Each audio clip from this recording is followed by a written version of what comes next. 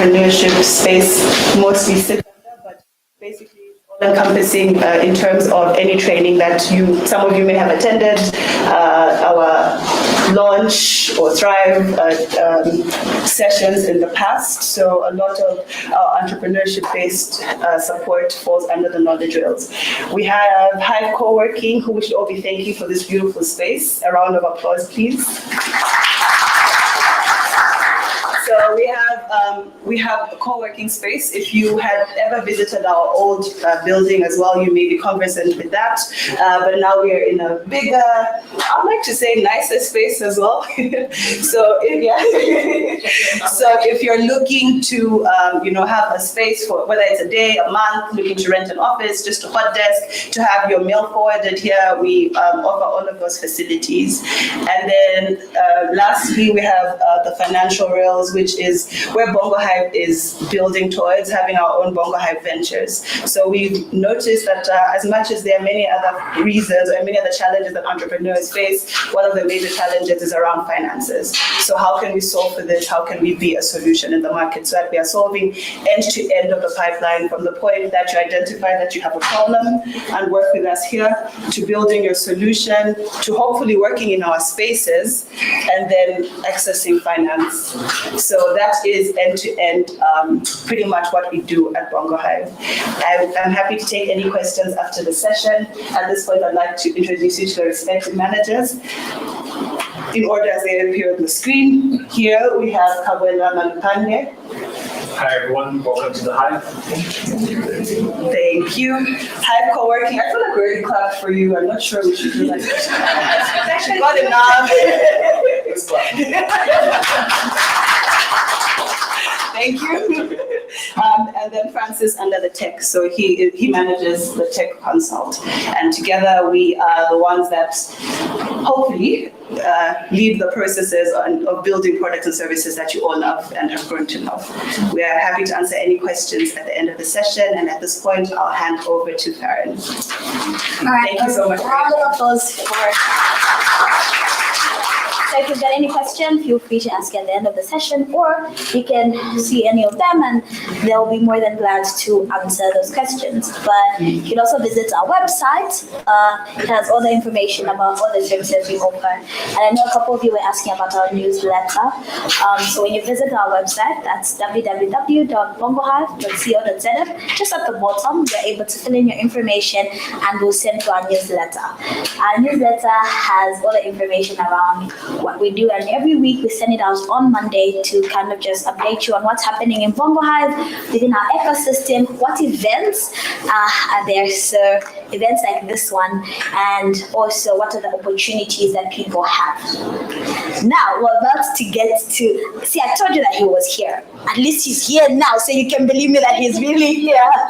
So before I call the person who will just get us right into the session, I will read a bit about the bio so that you know that, I'm about to bring in a guru.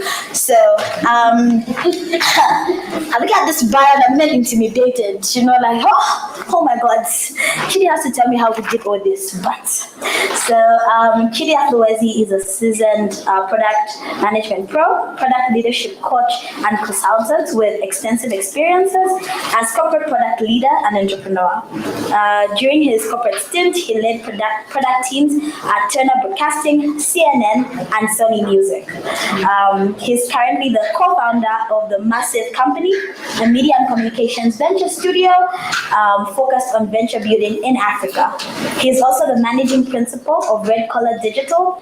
You should check out his LinkedIn. Yeah, guys, all of this, I kid you not, I am not lying. Straight out of that. He's a product consulting and advisory. That's a product consulting and advisory outfit. He's a respected instructor and facilitator with a diverse array of work, including his role as the head of faculty of product, innovation, and entrepreneurship at the African Leadership University School of Business. He's also the product faculty at the Haas School of Business, that is at the University of California at Berkeley, and is the enterprise instructor for product management and general assembly. This was the summarized version, by the way. This was me trying to summarize it. But ladies and gentlemen, I'm sure you can agree with me that he is definitely the right person to speak about it. But don't hear it from me. I will introduce Mumba, who just, get us right into the session and bring on. Thank you. Great looking people.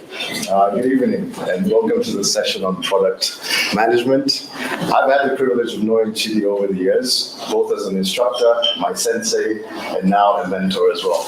I think so tonight you guys are in for a really great treat when it comes to product management and development. And it's really great to see so many great faces here from startups, I think, as well as managers in the corporate world. So without further ado, I'd like to maybe give you a bit of detail about what Chidi's accomplishments are. I know Ferry has sort of talked about some of those things in the corporate space, but one of the things about Chidi is that the experience that he's built over the years, right, is not only theoretical, but steeped in a rich tapestry of experience, as well as battle scars. And I'm sure he'll be able to share some of those battle scars that he's gone through in all these different roles. In addition to being a great product management coach, Chidi is a great consultant, a great mentor to so many startups around the continent and around the world. As someone who has had the fortune of learning under his mentorship, I can personally attest to the transformative impact of his wisdom on the one hand, but Chidi's teachings as well are not just lessons, but blueprints for success in the competitive world. So without further ado, let us embark on this enlightening journey with Chidi as he leads us through the art and science of creating massive value and building successful ventures through strategic product development. Please join me in warmly welcome my Oga at the top, Chidi.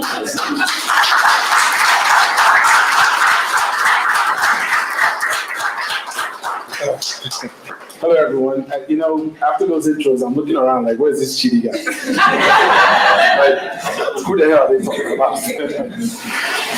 Mulumba took the words right out of my mouth. It's a good-looking group of people. So the rumors about Zambia are very, very, very, very true. This is my first time in Zambia, and I hope not my last. Who says it's a crime? Absolutely, it's a crime. I don't know. Look at the person you should look at. I've been telling him to come, and he's like, Chidi, don't come. All right, so we're going to talk about product. Let me ask folks in the room. So think about the product that you can't do without. Just think about the product you can't do without. First things first, your phone is not WhatsApp. No, don't show me that. It's such a cop-out. People, oh, my phone. No, of course, we know your phone is. But think about a product that you can do. And when you think about it, so it can be an app on the phone. It can be an app, so don't call it that yet. I heard Zambians also can be very. So think about when you first made contact with that app or that product. Why?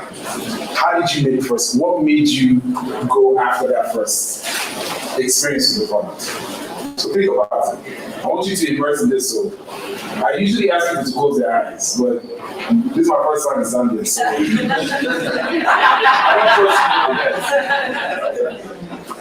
people. Okay, now think about when you said, I need to use this product again, over and over. And after a while, you find yourself like, you can't do without the product. Think about when you actually made the commitment to start paying for this product, either through your wallet or through the information, the data that you're putting on that product. All right, so I want to hear people to tell me what product they came up with. So you said WhatsApp. You know why I'm not going to call you? Because I didn't call you and you called WhatsApp. But how many people said WhatsApp? How many people think WhatsApp? Wow, only 3 people. Interesting. How many other people? What other products? Electricity. Electricity. What? No, wait.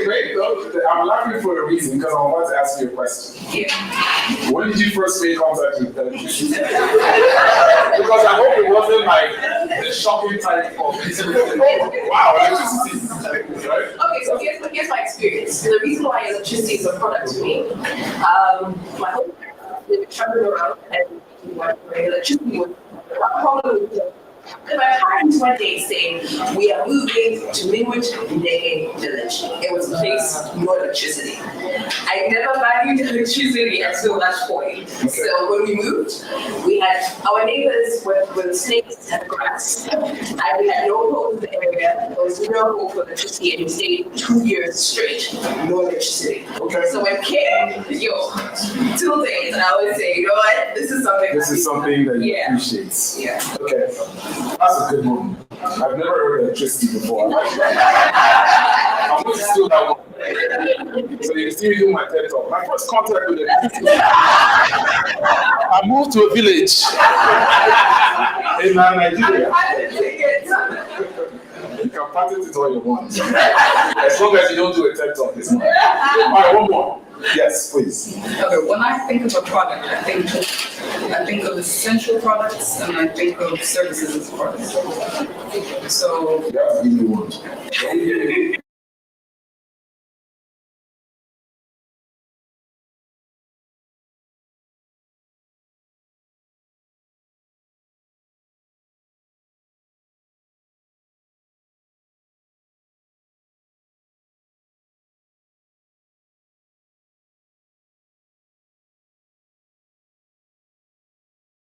I don't even want to know. It's about how cognizant you were when you made us cognizant. Let's have that conversation after this. When we're drinking, whatever, there's anything to drink. I appreciate you for going through that because this is what product is about. You know, many times we are focused. There are startup founders here, there are people in corporate here. And when we talk about product is the way it really is about the experience of creating those experiences, right? First contact, and then we stay on with the product.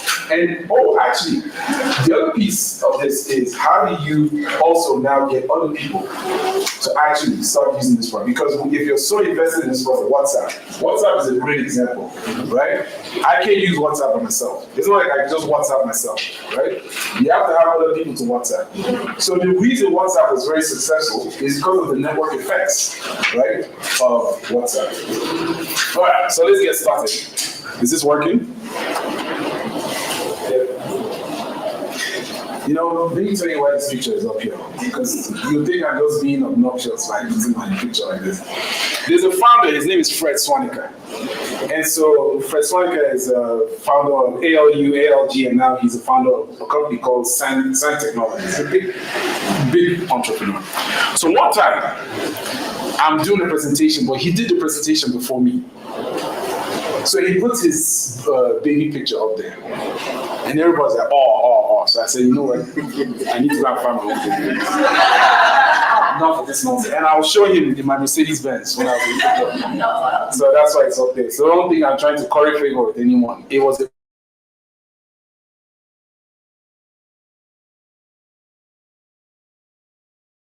but this is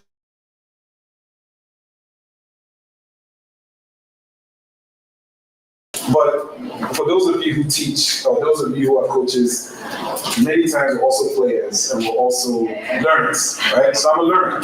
In this room, this is about learning for me, right? I'm learning about your ecosystem. I'm learning about how you do products. And hopefully this is as interactive as it has started, right? So that's what I am. I'm a mentor, right? Ronin. If you read my book, I explain why I call myself a Ronin. A Ronin does anybody know what a Ronin is? Anybody? Ronin. It's Japanese, yes? Yes, so you're like a samurai. So you know what a samurai is? Samurais, you know, these badasses, these guys, they walk into this room, all of us are like, okay, let's get out of there. But samurais are people who are literally dedicated to their masters to the death. It doesn't matter what the master does, whether the master is evil or or good, they will die with the master. Ron is a masterless someone, and I pride myself in being a masterless someone. It allows me to move how I want to move. It allows me to be a theory, right? It allows me to essentially create. It allows me to interact. It allows me to work however I want to. And I'm very proud of being a free agent. Okay, I know many other people in this room are free agents. I see some people looking at me. That's my fellow Roman, my guy. Okay, so that's me. I want to start our conversation with this guy. We all know who he is, but I have to explain who he is. I don't think so, right? Especially for those of you looking for funding. I'm sure you wish this guy was your uncle, right? But the one thing I want to talk about is just this concept of no, and how it is also another key concept in the world of products. We prioritize, right? We do discovery, we do all the work to make sure that we are not doing what we're not supposed to do, and we focus on what's important. Successful people are experts at saying no. Have you noticed that? Like, they'll say no, and you know they said no to you. Like, you go to the office, you talk.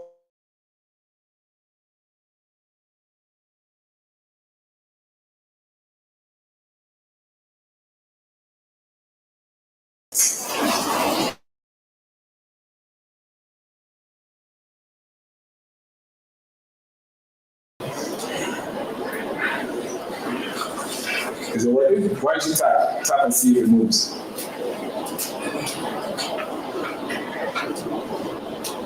Oh, there's a video. Aha! There's a video. Is the link there? I want to show this video. Is there like audio? If there's none, just let me know. I'll move on. Ready to play? You try. That's my driver with me. So could you please raise the volume? I would love for you to watch this video. Could you take it to the beginning? I know you guys are watching this guy put on his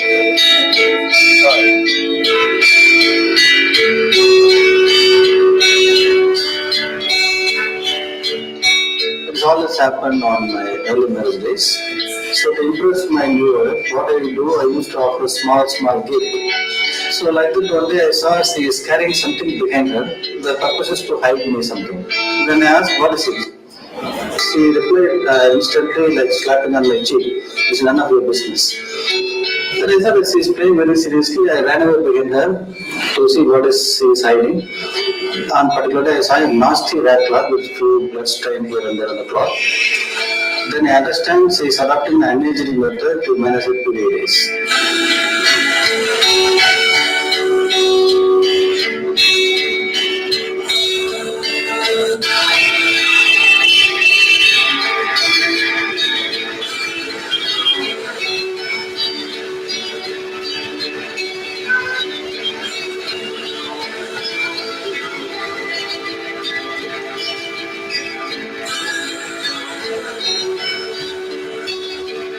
First, I did it very simple.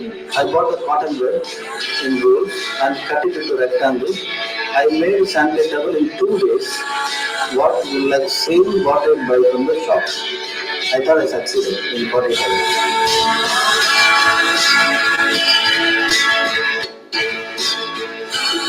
I got the feedback was very bad.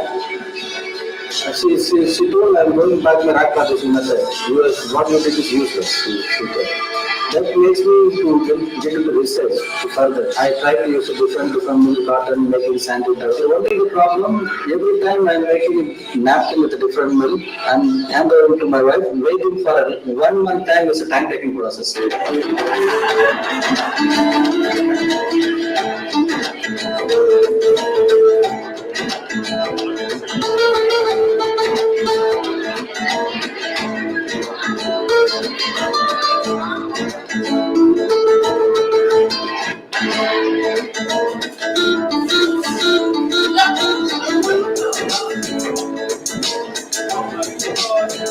Then I can decide where can I go for a uterus. What I did, I made an artificial uterus in a small bladder, a rubber bladder. Then I filled animal blood in it. There is a tube connection to the sanitary pad which I wore, and I tied it here with an elastic. Walking and cycling, I made a small press. A dosage of blood will go there. So do you know the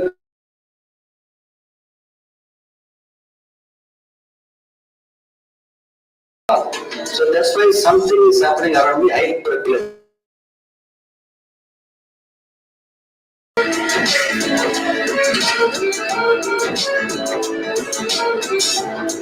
விட்டுட்டாரு நினைச்சு நல்லா இருக்கும்னு வந்தேன். மறுபடியும் அவர் அதே தான் கண்டுபிடிப்பேன்னு சொல்லி மும்முரமா இருந்தாரு. கண்டுபிடிச்சும் வந்துட்டாரு. அதனால ஒன்றும் தெரியல. Then she never come back. I'm 23. I got to do it. This is the first chocolate I got. One medicine.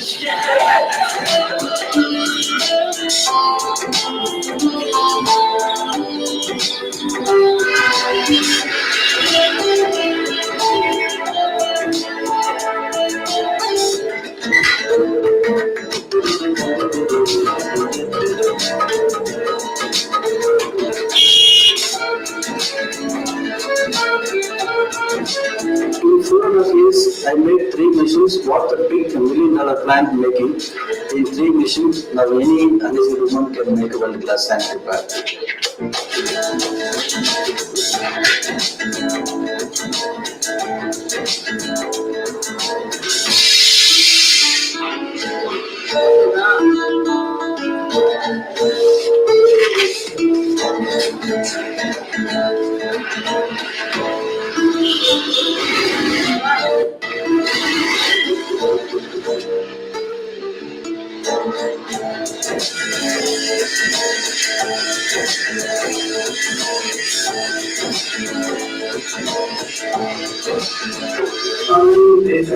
That's why this is called a silent peak revolution, and that's why this is called freedom sovereign. Thank you very much, Bob.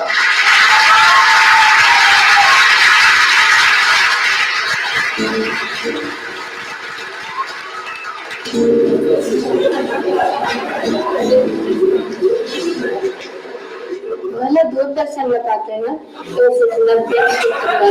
ஒரு புக்ல பேப்பர்ல எல்லாத்துலயும் வந்திருந்தாரு. அப்புறம் மேகசின்ல ஒரு phone number இருந்துச்சு. அதை வச்சு அவர் கூப்பிட்டு கான்டாக்ட் பண்ணேன். ஒரு 4-5 வாட்டி கூப்பிட்டதுக்கு அப்புறம் அவர் பேசினதுக்கு அப்புறம் அவங்க சேர்ந்து. So wherever we fly, I will come down to this place. And go back to the slides. The moral of the story is you need to go up. So whoever left will regret it. Right? That's the moral of the story. What did you think of the video? What insights or what came out of this video for you? I know you're watching that. Menstrual pads. What's Chidi? Because this is a tech space. Why are you talking about menstrual pads? Right? So right there, yes.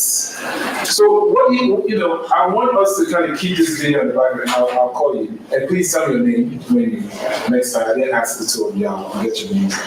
Please, I want you. We're going to use this video just in other examples as ways to think about products. Very easy for me to do Facebook and Microsoft. I have one of my very good friends from Microsoft here. She'll like me to talk about, no, I'm not talking about Microsoft, right? But I want to use product. Let's use product as product, not just it's software. Because in many ways, software has taken over the product conversation. So yes, what's the name? Wellington. Yes, in media. Okay.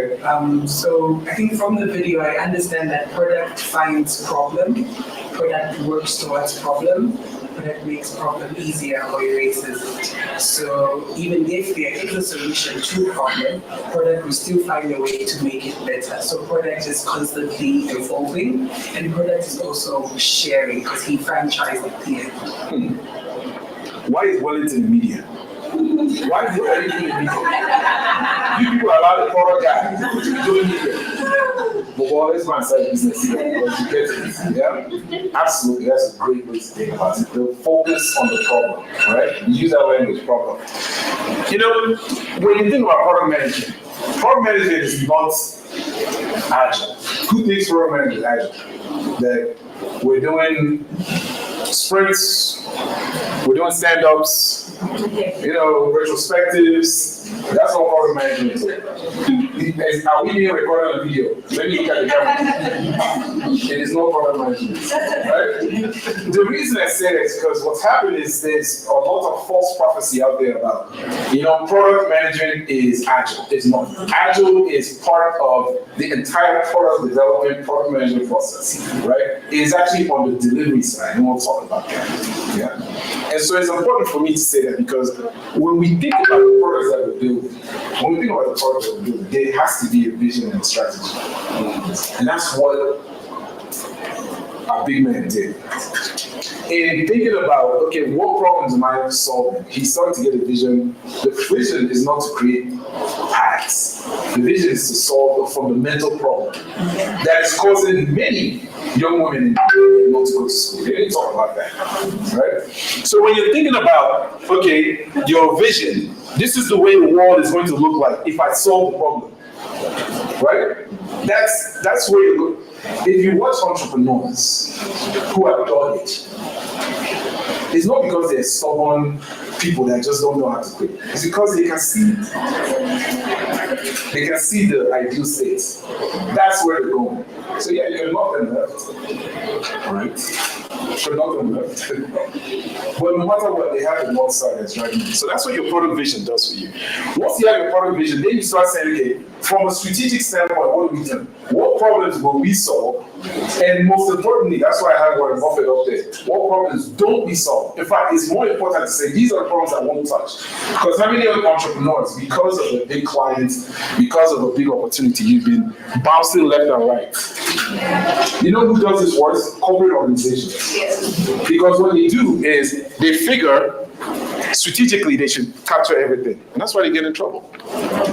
So you have a vision, you know where you want to go. Your strategy says, these are the guidelines. We are not doing this, we're not doing that, but we are doing this. Okay? And that strategy is about, these are the customers we're going to deal with. These are our goals. These are the tactics that we're going to have in place. And then you use that to now develop something that we call a roadmap. How many of you have roadmaps? Where are my entrepreneurs? Where are the founders in the room? Okay. Where are my corporate people? And then the rest of you that don't know what to do. The rest of you, like, if I say corporate now, you will say something about me. If I say founder, you will say something about me. So let me just keep quiet, right? For one quick second, if you don't mind, right?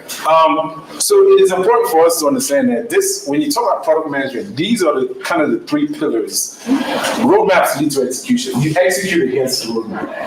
Even for a product that is just a one product kind of thing, you still want to have some of this discipline in place because it keeps you going, right? Especially as you talk about pivots, as you talk about opportunities and opportunities to bypass and so on and so forth. Go ahead. What's the name? Wanya. Say it again. Yeah. Wanya. Oh, that's cool. Go ahead. I just wanted to ask if you're going to share the presentation because we're taking pictures. Take pictures though, because this Not sharing the right here, this is the multi-million dollar. Yeah, right. Yeah. I give it to you now. I see you on TED Talk. So, product strategy. When I was talking at Bongo Head, no. So to be serious, this is proprietary information. Okay. So it's important. What we can do is, let me think about it. There are ways to do it. There are actually ways to do it to make sure that you get the information. But this is kind of proprietary. But we can take pictures? Oh, you can take pictures. Okay. Thank you. But if I see you TED Talk and you're like, product vision, then that would be a challenge for you. Okay? So why are we doing this? Strategically, you have to understand, many of you who are building products in this room, you know why WhatsApp? What's the name, man? Chisanga. Chisanga. Yes. You know why it works with Chisanga? Because WhatsApp delights him. He wakes up in the morning and says, where's WhatsApp? Where's my WhatsApp? The way your body feels when you open WhatsApp, you see those greens, ding, ding, ding, ding, ding. Especially on, maybe a formula or if it's somebody that you're chasing, whatever. That becomes part of, it's true, right? You feel good about it. That's what products are meant to delight your customers. They're not supposed to make them miserable. we're doing a fellowship with the public sector. I have my colleagues here, Margaret, Vimbo. We are working with a bunch of public sector leaders from across the continent. They're here in Zambia with us. And some of the conversations we're having is about visa on arrival. Zambia has won the visa on arrival experience. Nigeria, my country, they're last right now. They're somewhere in the dungeons. Because they built a product that makes people's life miserable. It doesn't delight me to go to Nigeria, even as a Nigerian citizen. Right? Seriously. You're going there, you're like, you have to put a very hard face on in order to pass through.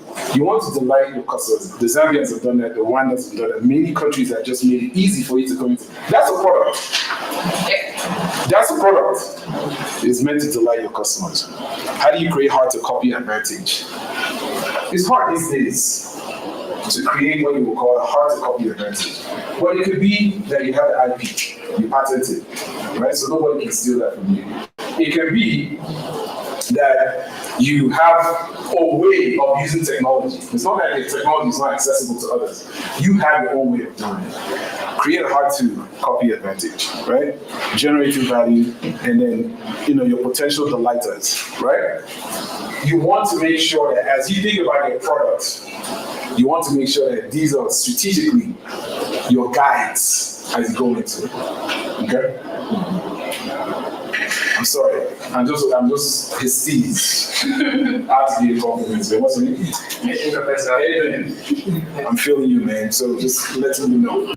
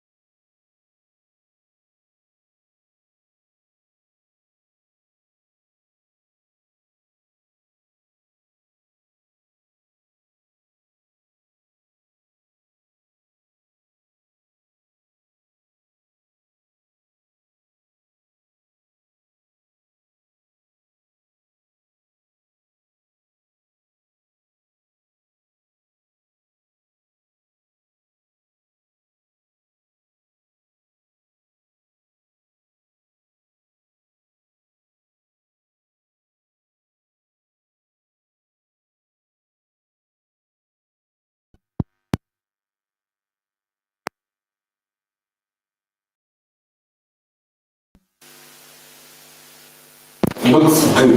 Like I'm sure it's Charles. Right? I crowned you or whatever he does. Right? Try and open the thing. With the car. You literally, you will see the thing that holds it, you will pop it, the car will come out. Like you're busy wiping or trying to open, it didn't open. That's usability. You'll be surprised how thirsty I got a couple of times because I couldn't open it. No, seriously, like from my hotel room, you take a walk and you leave the hotel room, then you go into the car and you're still busy trying to open. That is, how is it that product made it to the market? Right? Prince Charles is trying to open it, didn't open it, gives it to this guy, the guy can't open it, the guy gives it to this guy. But so someone else uses a knife and goes, and then he's drinking glass, right? So this is a very important piece for us to look at. I also want to talk about discovery. So what do you think he was doing when he developed those packs? What do you call it? What did he call it? Remember, he used the word a number of times. This is what I was doing. He talked about his first accolade for the thing he was doing. What was he doing? Research. You know, we call it research because that's the moment. I'm sorry, I'm kind of walking around. I love walking around, so people, please don't mind me. Research is actually a way of saying discovery. You need to discover not only the problem, you need to discover your customer, you need to discover the solution, and you need to stay discovering. Why do we do discovery? I have a redundant slide. I was under pressure by Bongo Hive to produce slides, so I blame Bongo Hive, not me. It's not me. When you think about discovery, think about the root causes of why products fail. Look at this stuff. Just tell me which one relates to you. Tell me not which one. The 4 or 5 that relate to you, that you can relate. Just look at it. The source of ideas, the hippo, right? Business cases. You know, Mulumba is an investor, so he's part of the problem. So if we need to kick him out, let me know. We'll kick him out. Investors asking you to give them these 5-year projections. Yeah.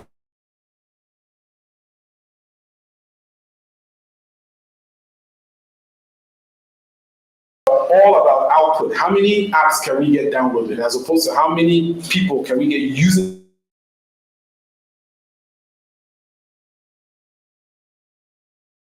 All focus on delivery, not necessarily the entire book. Yes.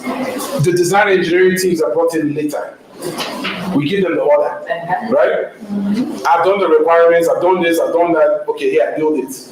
The engineers have seen it for the first time 3-4 months after we've been doing the work. They should be there from the beginning. And you don't do customer validation. In fact, during discovery, what we do is we say, you have to focus. Sure, we're good, right? Is there a fire escape that way? Oh, there it is, right there. You do discovery because you need to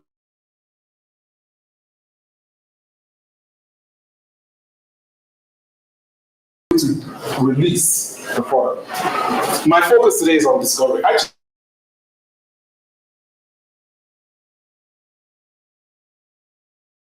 Take an Agile course, go and take a PMP, get your PMP from the PMI. There's so many of this.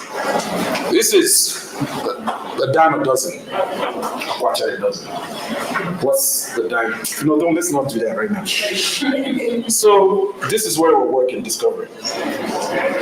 We do discovery because you're trying to reduce uncertainty.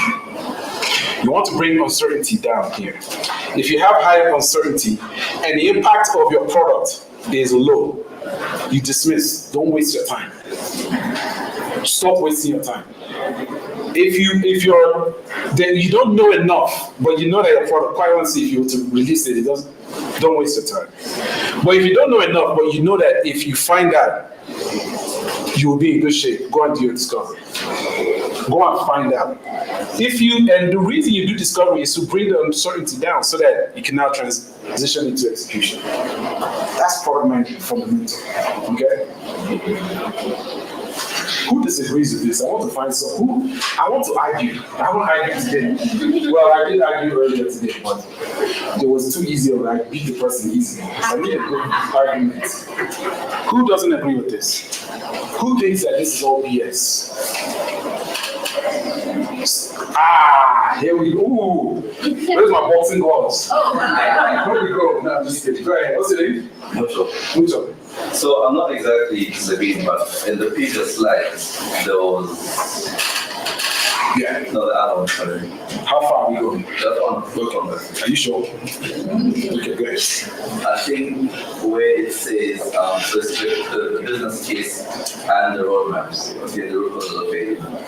And then inside now, so I feel like it's a bit conflicting with the. Which one? What's the conflicting cases? Okay, we have with, as you said, day one projections, like 5 years, okay, and as well as the roadmaps, okay, which are oriented.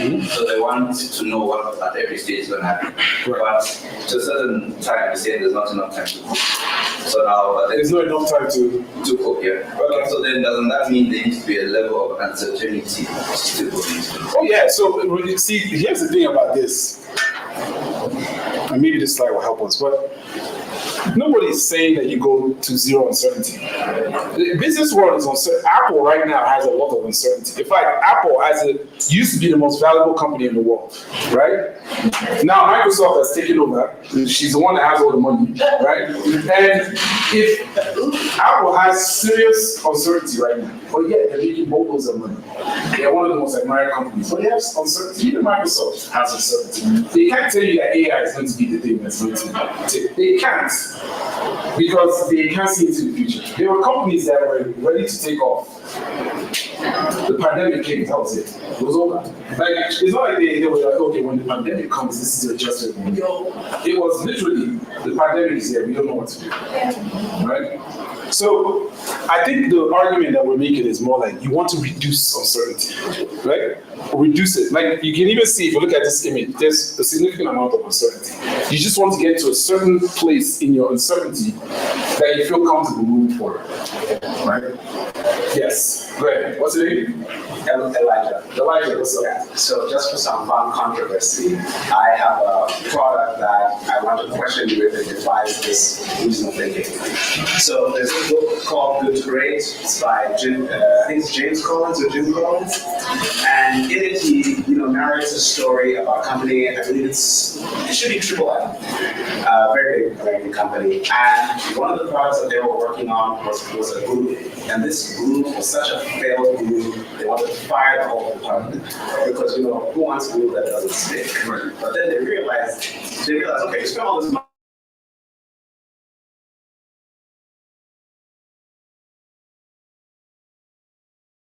Sticky notes and it's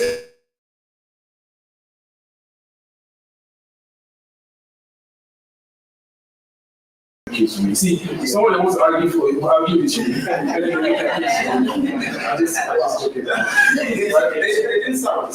Yes, it was discovered. Actually, that was discovered. The glue product was discovered. Have you heard the story of Instagram? Instagram's existence is not because they started as Instagram. They started as, for those of you who remember Foursquare, they were checking, I'm at Bongo Hive. You just go on the app, I'm at Bongo Hive. I tell the whole world. That's what they were doing. And they were failing. But what they did realize, just like 3M, right, was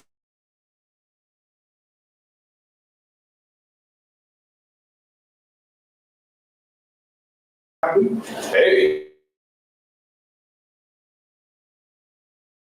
on the same page. That's what discovery is about. Discovery is discovery. Literally, I'm discovering stuff. Many products were discovered not necessarily by mistake, but through the process of pivoting. Where you might be solving the wrong problem. You might be solving the wrong problem for an audience that you definitely believe in. You might be solving for the wrong audience. There's all kinds of permutations that you use to learn on sticky notes. Sticky notes is actually one of the best discovery stories. The way they just happen upon it. What's the other one? Is it antibiotics or there's another one very famous where people happen upon a solution to a problem that they didn't think they were solving until someone said, oh, wait a minute, that's solving my problem. So I like that. Your point is very well taken, for sure. And Good to Great is a great book to read. Okay, so I also will recommend good to great. So this is what discovery isn't. You know how many times you do ideation and then you spend months doing the product development, and then what happens? You send it to the customer, and then what happens? The customer comes back and says they don't like it, and then people get fired. I used to work for CNN, and in 2023, at the beginning of 2023 or 2022, they launched a product called CNN Plus. It was supposed to be their streaming product. Within 1 month, it was shut down. They had spent $300 million on it. Can you imagine? People spend $300 million. All of us in this room are higher up. We'll go and we'll also kill it all over.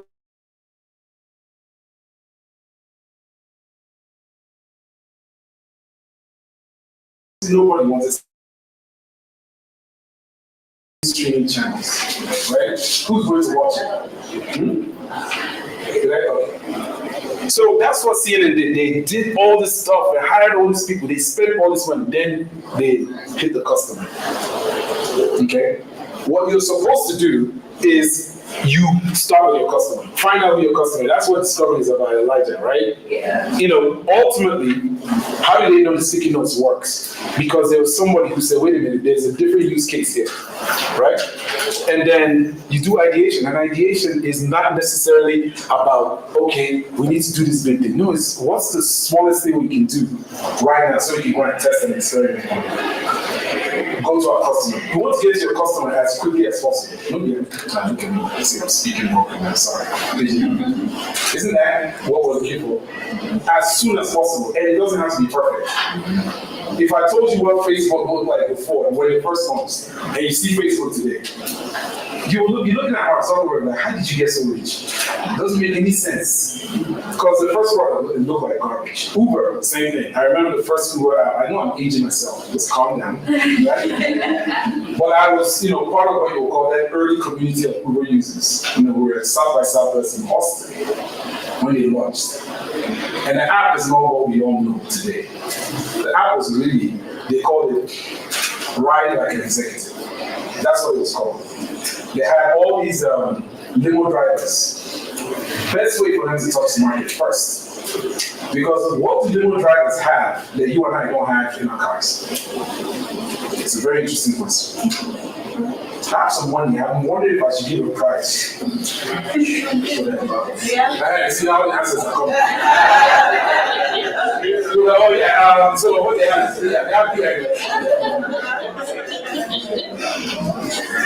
Yes. I think what they're selling is an experience. Okay. You're getting into a normal cab, it's just you in the back seat, minding your own business, but then with a limo, you're getting that exclusivity, you're getting that sense of privilege, that experience in the car. You're important. Basically what they're telling you is, you matter, that's why we're bringing this to you, giving you the comfort, giving you the luxury. It's not the answer I'm looking for, but that's the answer I want.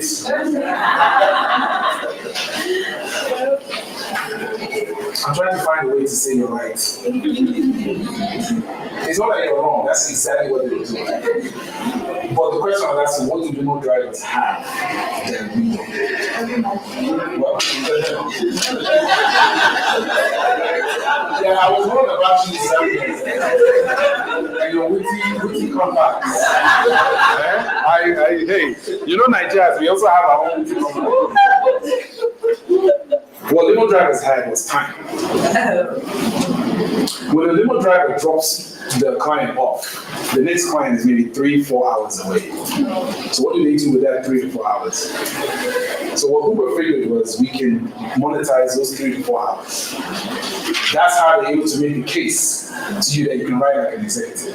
Because we found 3 to 4 hours in the Uber car or the limo at the time for you to now feel like an executive.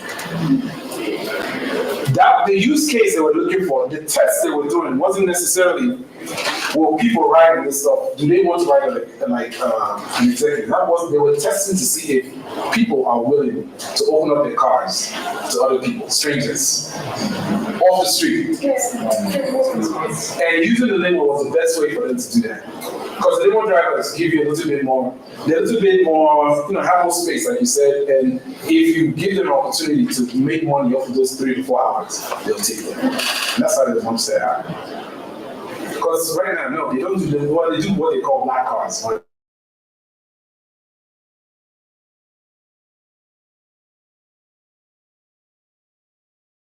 Approach. Yeah.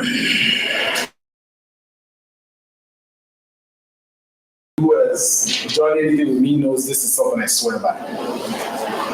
In order for you to have traction, you need to make sure that there's a weaker problem that you're addressing. It's not just any problem, right? There's a weaker problem. If you notice the slides have changed color. This is my Christopher Nolan, I don't know if people know what's his name, Inception, Oppenheimer, the director. He has a way when the story changes, he changes. Actually, that's not true. I just slaps and slides.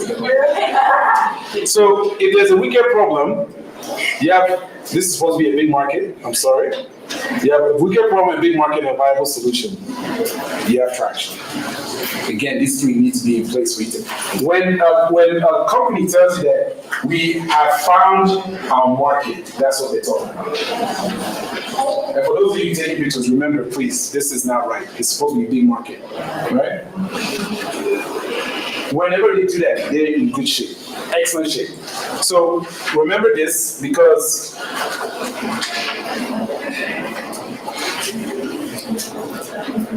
okay, that's fine. Out of that, we're going to now hone in on the problem. I want us to be problem solvers, problem thinkers, problem designers, right? Don't call it solution design is rote. Everybody does solution design. Are you good at solving problems, right? Fall in love with the problem, not the solution. Fall in love, like become an expert in the problem, because no matter what happens, that problem will always be there. And you might have to shift solutions at a time it doesn't. That's why you have how many banks? Right? Because they're also, if you don't want this bank, you go to that bank, but they're all solving the same problem, right? So fall in love with the problem, not the solution. Today I was actually using an example of these glasses. These glasses are from a company called Warby Parker, right? Warby Parker is an American company. And the reason I use them as an example is, if I told you today, you and I, let's start a business for eyeglasses, would you start it? Like, just think, would you start a business to sell eyeglasses? Why not? I see heads shaking. This is not right. Shaking. I see heads shaking. Why are your heads shaking? Why wouldn't you start a glasses business? Because I saw it as a monopoly. Everyone likes it. Elijah, I beg you. In fact, somebody is talking about you. Well, he knows what he knows, so I appreciate it. Absolutely. There's a monopoly out there. So there's no reason for me to, these guys own this thing. But do you know that the Warby Parker folks fell in love with the problem? And the reason they fell in love with the problem is because one of their founders left his glasses on the plane. He had paid $800 or $900 to the monopoly, or to provide a service by the monopoly. And then when he's trying to he couldn't get his glasses back, so he hit him that this is a problem. You're telling me that to replace my glasses, I have to go and pay another $800. In fact, he might even have to pay more because he doesn't have the insurance. If you guys don't know, in the US, you can only buy one pair of glasses a year with your insurance. After that, it's out of pocket. Right? So here this guy said, what's the problem in this monopoly? You know the Gucci, well, those of you wearing glasses, see the Gucci glasses, and Louis Vuitton glasses. You know those are all from the same company. Literally the same frames. They just do Louis Vuitton. It goes from $20 that they used to make it to $800 for you to buy it. So the next time you're buying Gucci glasses, you just look at it and say, why am I sweating this? You see people walk around Gucci, like Gucci, the big one with big Gucci inside. Well, you're right, there was a monopoly. So the only way they could attack is they said, you know what, the innovation here is not in making glasses, it's in creating a cheap way of making glasses. That's what they did. Became a unicorn, unicorn, legit unicorn, making one. Like every time you use a product, you're paying for it. These glasses could easily be Louis Vuittons. So $99 glasses. With the frames though, the lenses, sorry, $99. You go to your eye provider, you tell them, okay, I want, what's the transition lenses, one that turns into some, yeah, they add another 200 on top. These guys, $40. They figured it out. That's what we're doing when you fall in love with the program. Okay? So, this is a good one. How much time do I have? I bet you know. 1 minute. You said 1 minute? For real? 1 minute. All right, at least 3 more hours. Okay, no worries. I'll go fast, right?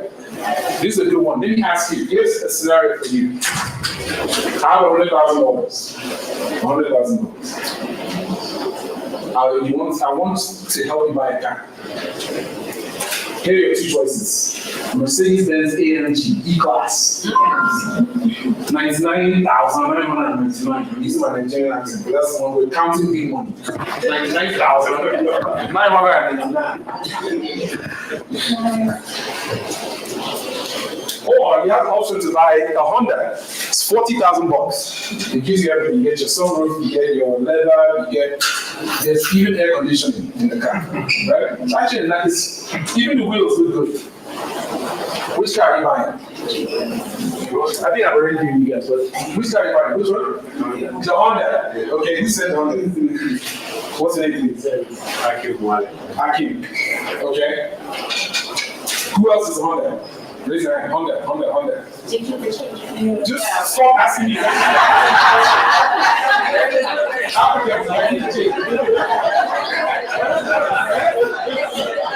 This is my masterclass.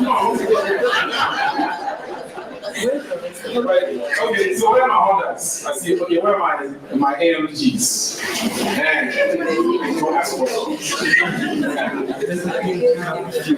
Why did you choose the Honda? Where am I, Kim? Why did you choose the Honda?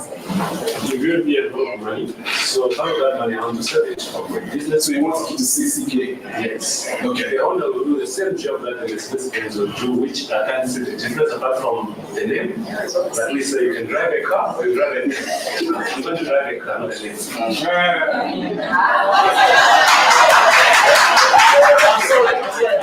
I have to be on it.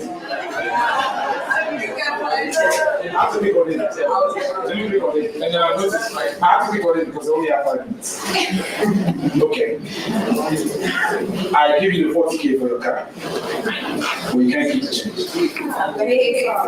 The 60K is mine. So whatever you spend $99,999. You give me back my $1. I want my money back. Do you still feel the same way about the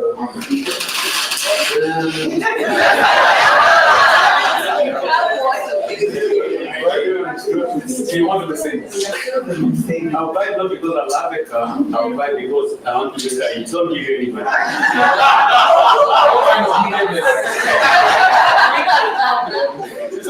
So fine. Okay, fine. Agree. That's cool. No, all right. So give me the short time. Let's just move on. All right. So those of you who decided that you want the Mercedes from get-go, why? It's my favorite car. It's your favorite car. Why is it your favorite car? Just love it. You just love it. Why do you love it? It's just so beautiful. It's just so beautiful. Yeah? When she's in the car, she puts on her Louis Vuitton $800 sunglasses.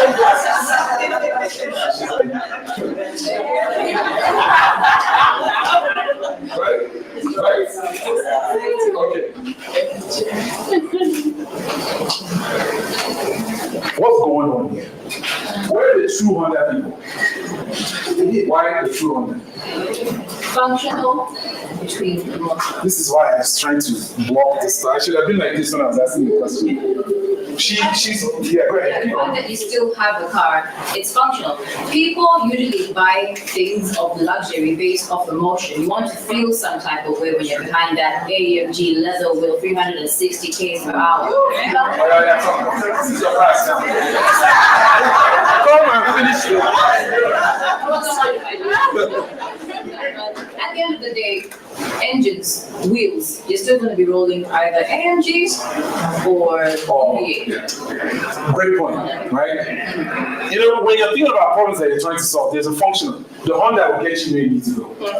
Shoot, even in relative comfort, leather, AC, you get your radio, you can plug in your phone, all of that, right? But there's a reason why people pay extra for luxury. Why do you think luxury goods are so lucrative when you land a product? It's because there's a personal dimension. There's one of my students that said, Chidi, give me the Mercedes-Benz. Give me my Mercedes-Benz because I need to go back to the village. We come out very soon. You know those movies where the food comes out. That's what he wanted to do. He wanted to oppress his relatives. Do you know how much he will pay for that? A lot. Let me tell you, do you think Kim Kardashian will ever be in a what do you call it? In a Honda? Would you catch her there in a Honda? Unless Honda says, we're going to give you $10 million to help us promote this high-end Honda car. Then all of a sudden she's in the Honda, right? Because there's a social dimension and a personal dimension to it. Do not underestimate the value of emotional aspects of it. That's what discovery does for you too. Very, very important. You know, it's like last year, if you're an Arsenal fan, you know, everything for you was emotional. There's nothing functional about those boys. They were just kicking balls all the way. They couldn't find the goal anyway. Right? I'm sorry, I had to put the D into Arsenal. So very quickly, discovery also helps you answer the question, should you solve the problem against Ken? Ken is what we always do. Can we solve the problem? Do you have the resources? Discovery helps you answer, should you? Should we solve the problem? You need to make sure you understand it. All right? Finally, as I kind of barrel towards the end, you are not the customer. Stop acting like you're not the customer. I don't like it. I don't like the color. I don't like, who cares about what you think? Because the customer has a way of bringing us back down to earth. Yeah. You can like all you want, perfect it. You are not the customer. Your boss is not the customer. Your Mulumba is not your customer. See, a lot of investors, and I'm not trying to call you out, but I'm calling out your brothers and sisters.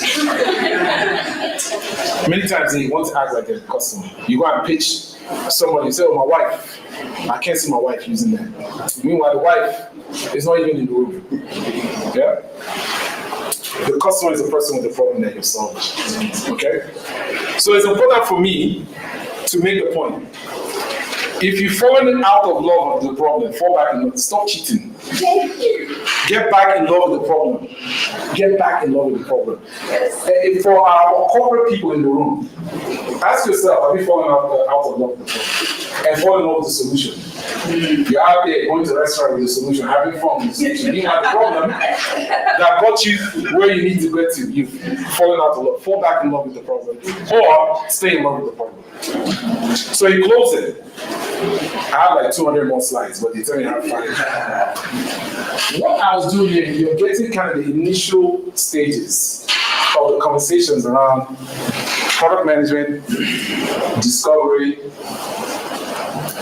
stakeholder management, solution design, right? Design. You know how important design is in the equation? Extremely important. I want you to take away from this session just an appreciation for why we are problem solvers. And I say we, I'm not just talking about the entrepreneurs, I'm talking about all of us.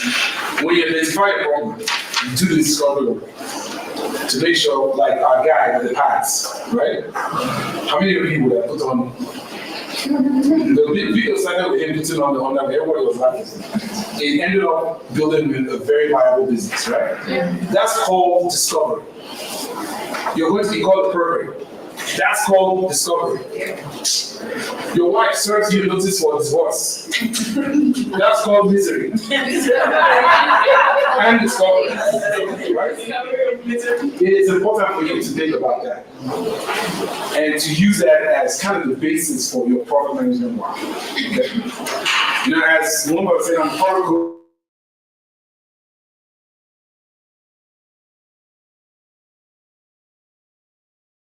with the whole people, working with them, the CFO's office, because they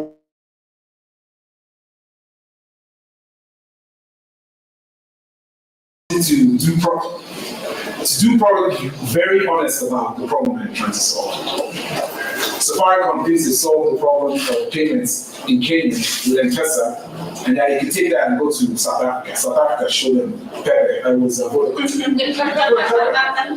They didn't work. Why? Because they didn't fall. They fell in love with the M-Pesa solution, not the problem. Okay. So, my people, thank you very much. You guys have been great.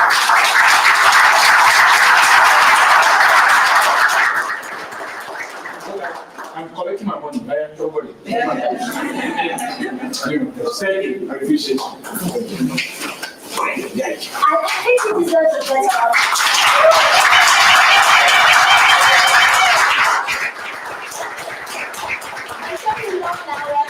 CV is that extensive. Unfortunately, we could go on and on and on, but we will go into a very brief question and answer session. Oh, that's right. So your questions, please keep them under 30 seconds. Like, I know you've got a lot of questions. We'll have a networking session after this, but under 30 seconds, please. Yeah, okay, from there. Your name and your question. My name is Gavin.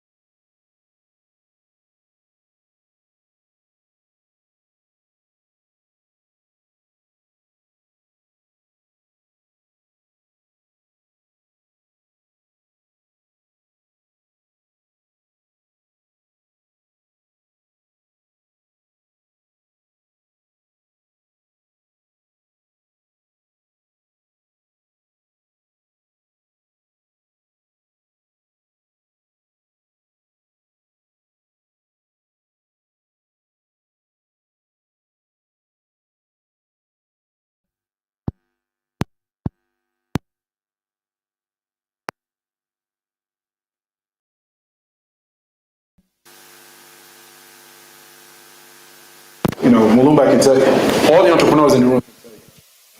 When you start running to another product to solve the problems of another, you're already in trouble, because now you're kind of, it's almost like you're saying, you know, my dad used to tell me, oh, Chidi, I know you want to be an engineer, but go and study nursing so that you can pay for the engineering degree. That's the same thing. I would advise you not to do that.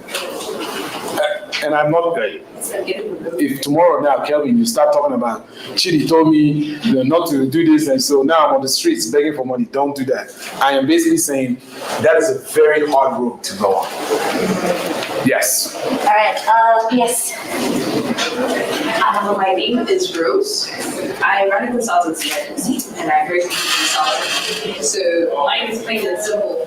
What's your best advice to someone running a consultancy? Consulting. Consulting is no joke. Consulting is not easy. Consulting means that you're always kind of in pipeline development.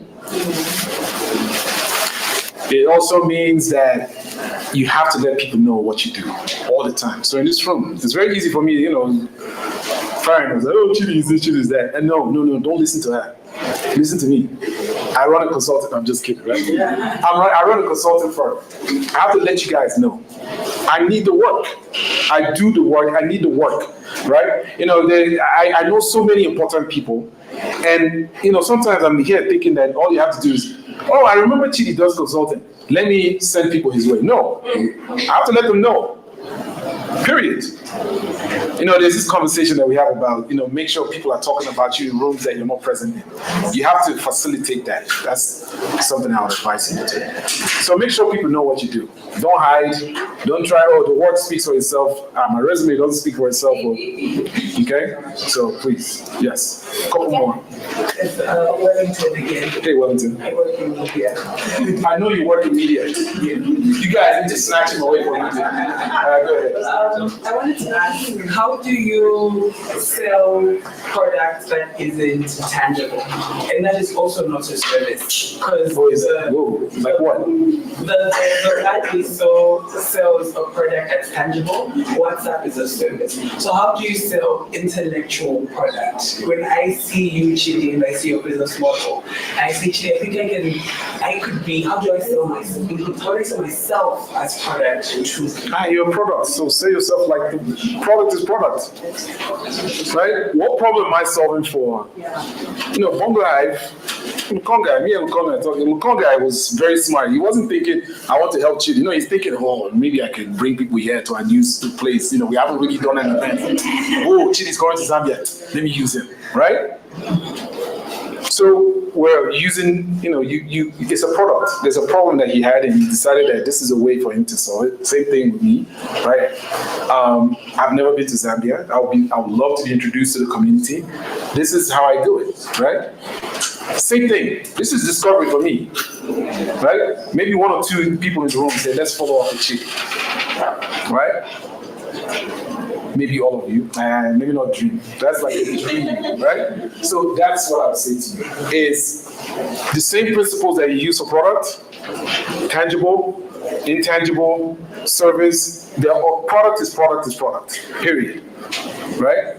And just use the same principles, same frameworks, and you should be in good shape. Okay, so it will be that man over there, here, there. Okay, so just remember that order. So we'll start.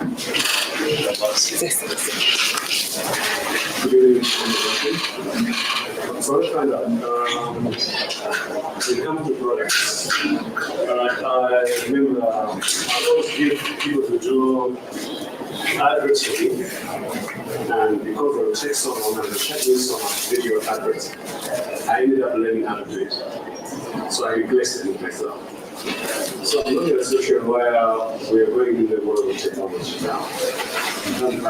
You do a product that works. They all go starting now with AI that can do the same thing that a lot of people can do. How do you still become valuable even with all this AI? All this AI that I can now, I do have this that I'm able to use a voice which I can choose. I'm using a Nigerian voice. I'll choose it and do my advert and to come on so perfect work. Yeah, because that's so perfect, I know it's from AI. Right? No, you wouldn't know. I think AI is getting there. Yes. But for those of us who live in this, you can tell, yes. Right? So I'm not arguing with you. Actually, what I'm saying is that there are people who are using the people who are good. They're using AI to make themselves better. So it's almost like somebody saying, okay, you had a machete. Now here's like a samurai sword, right?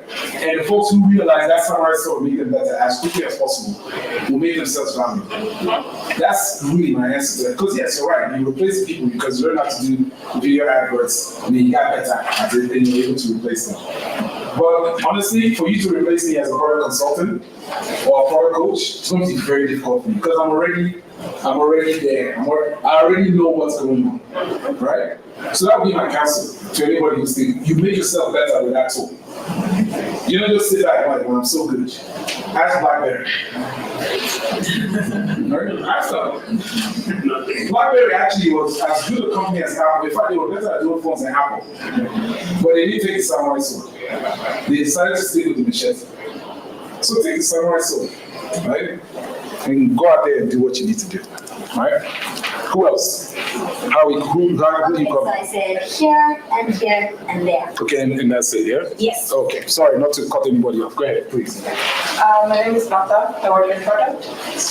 Two simple questions. The first one, what's the biggest challenge you've ever experienced was in product management? The second one is, how do you handle difficult stakeholders? Biggest challenge I had was, I think I was telling the story today, is I used to work for CNN when we were building, I built the mobile practice at CNN Internal Broadcasting, the mobile product practice. And at the time we had to build the mobile website and mobile app. So mobile website was we built it in 2007, 2008. And as I like to tell people, 2008 was when Barack Obama was elected. And so there was a lot of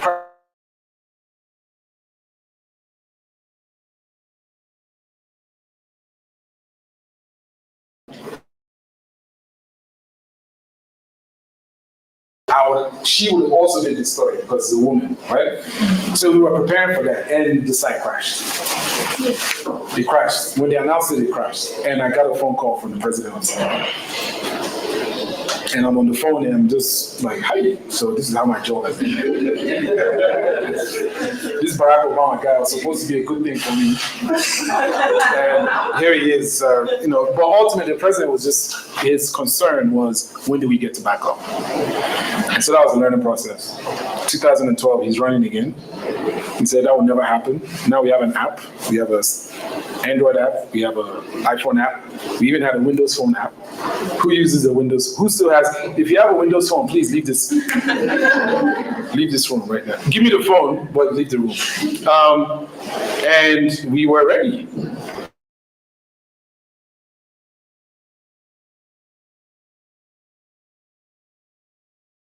And how do you deal with difficult stakeholders? Hey.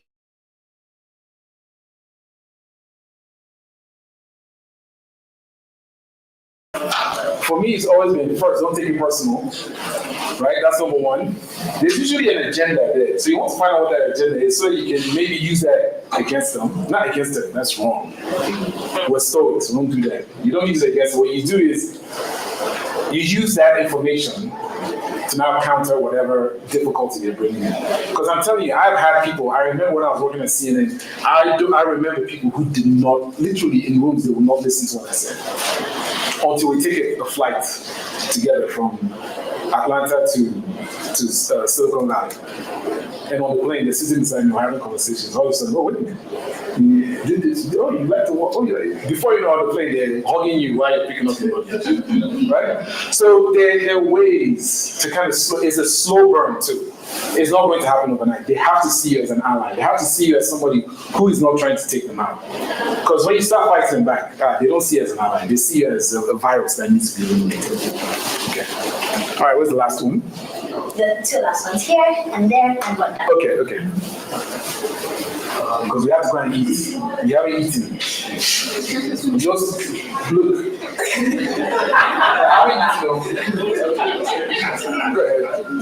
My name is Anas Kapasa from European Technologies. Sorry, but to bring you back to the M-Pesa Safaricom issue. You said M-Pesa was adaptable in Kenya, but when they had to take it to South Africa, the reaction process was different. Yes. I have a realistic example of this. Our company has been working on an app called Malazi Accommodation Services. We connect students to boarding house owners. But when we tried it in Zambia, the customer validation was low for us. So one of the partner companies in Tanzania said, why don't you bring that app this side? And the customer validation was high in Tanzania compared to Zambia. Could you kindly elaborate more? What's the effect? What's really going on there? Hey, Zambia, you guys are crazy. That's all. That's all I have to say.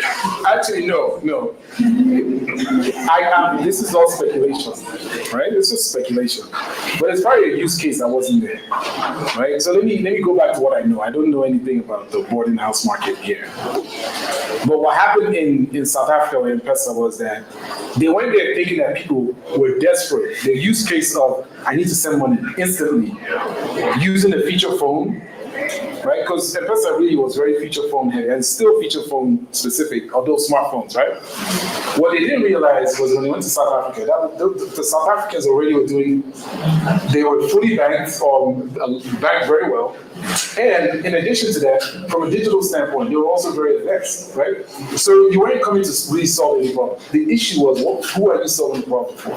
So it's entirely possible that in Zambia, you're thinking that boarding schools, right? Excuse me, that students really have a need for that. And your discovery may have told you that actually, quite honestly, they don't. It's not as critical for them here as it is in Tanzania. That's usually it. It's like the problem is different here. And maybe there's a different solution, a different problem that you could have solved that would have gotten you what you needed. But it's good to go to another location and find your customer. Absolutely. Thank you. Good stuff. Oh, yeah. Yes, my name is Chisam Kasanga. It's somewhat similar to what this question is. What are the most effective tools or techniques you can use to find out if your product is fit for a specific market? One word, discovery. Right? Because it will be very disingenuous for me to now start giving you, okay, use this tool, use that tool. Use discovery. Use discovery in whatever format they use it, but go there and say, okay, look, let me go out there. So for instance, we talk about customer interviews, we talk about, immersions. You want to really get to know your potential market. And no one tells, I'm building a solution. Because isn't that what we do? Hey, what do you do? Oh, I have an app that does this, that does that.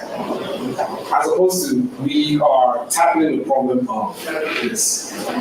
So even when you talk to your potential customers, you don't even talk to them about the problem, you just talk about the scenario. So let me ask you, the last time you traveled to that country, what was the experience? Now in the back of my head, I'm working on a seamless visa on arrival product for Africa. No matter where in Africa, you just enter a visa on arrival easy. But I don't tell you I'm working on visa on arrival because I'm already biasing you towards that. That's what customer interviews do. You want to use a way of, what was the experience? So in Rwanda, it was excellent. In Zambia, it was excellent. In Ghana, it wasn't quite excellent. In Nigeria, it was quite painful. And you start to hear these things, and as you're hearing them, you're getting insights. So your goal is to get insights about your potential customer base and use that to now decide, okay, I have something here. Or, I don't. And I either need to pivot, right? Maybe to another problem or to another market, or you shut it down. Yeah? Yeah, This wants to you don't want more? I'll make you a networking session. You can ask it because we know how it works during networking question. I've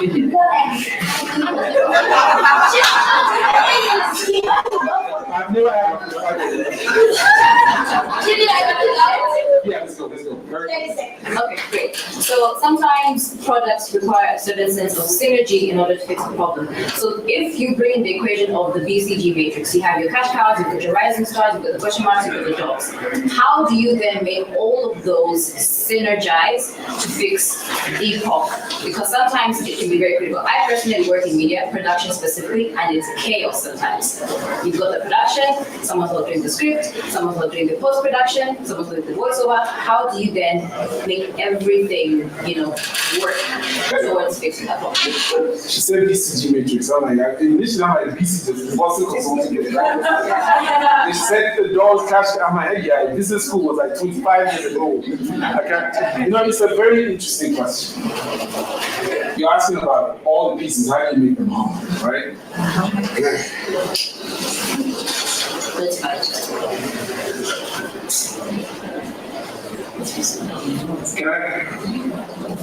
We should have allowed her to ask.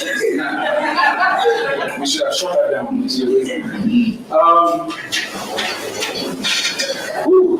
Synergy. So you see, that's a tough question. And I'm trying to, there's a synergies. You're basically trying to make sure you have all the right pieces in place for maybe even like that triangle that I had there, right? And that's why you have to have a unifying vision. That's all I can think of. Is a unifying vision is somebody who's driving that vision. So whether it's the founder or the product manager, And those are usually people who have that mandate. So make sure that, or whoever is in charge, to make sure that we know where we're going, everybody will align. So you can see an armada of ships, and they're all going in the same direction. You don't see them going in different directions. That's because they have a unifying, and you know where they're going. So I think that for me, I want to use the vision as my focal point, right? It is kind of the point of truth to kind of bring all those pieces together. Maybe yes, we should talk after because that was again never let her ask the question because now she's making me look like I don't know what I'm talking about. Right? So that was the BCG. Like, hey, good for you. I don't use BCG metrics ever. From back in business school. So let's talk after that. I want to dive a little bit more into that. Okay. All right. So thank you. Okay.